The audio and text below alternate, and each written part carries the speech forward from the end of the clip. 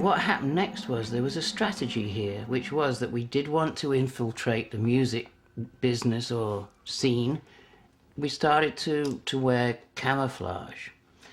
And we did that because we loved the idea of clothing that was designed to be just as functional if it was filthy, that it was absolutely functional clothing. And it was meant to make you disappear. It had all these strange ambiguities to it when you really thought about it. Clothing that's meant to make you invisible and disappear, and has all these pockets for things to be put in, so you can carry your cassette decks and all these other things, these gadgets, so that you can be recording reality, to use the reality later in the music. So it had all these nice sort of meanings in it. And we had the symbol, which we took originally from a sign that we saw on the railway tracks that said "Danger High Voltage," and there was this lightning flash. And we thought that was pretty funny because we were doing electronic-based music, so the idea of it being dangerous because it was high voltage seemed fun. And as well as that, from the 60s, we used to write these manifestos at university for money. We used to write them for the right-wing groups and for the communists and for the anarchists. We'd write one manifesto one week and then write one the next week contradicting it and attacking it.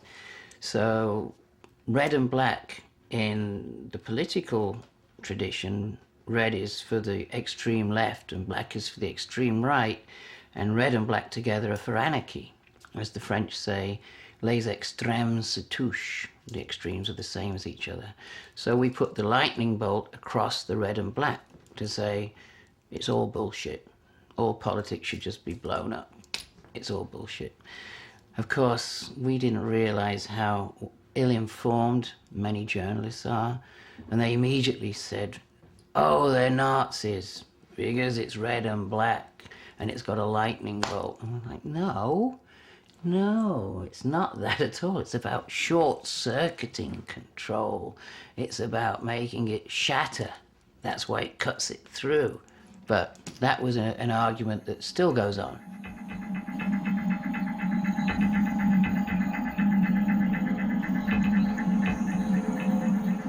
We're sitting in Hackney in a squat in Beck Road, and my friend Monty Kazazar is living with me for 6 months.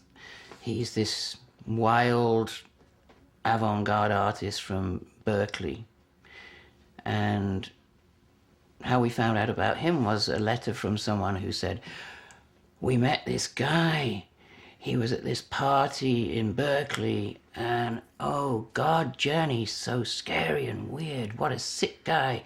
We were at this party and he came running in the door, slammed the door. He was wearing a woman's dress. He had this little tiny briefcase. He locked the door of the apartment where we were all having this party, opened the briefcase, and he had a dead cat in there. And then he waved this great big .45 Magnum and said, don't anyone move.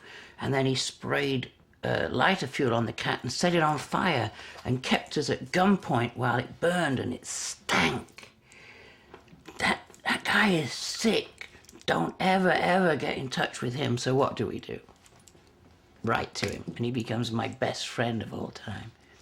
So Monty's living with me, and we tend to be that sort of dynamic where we push each other to extremes.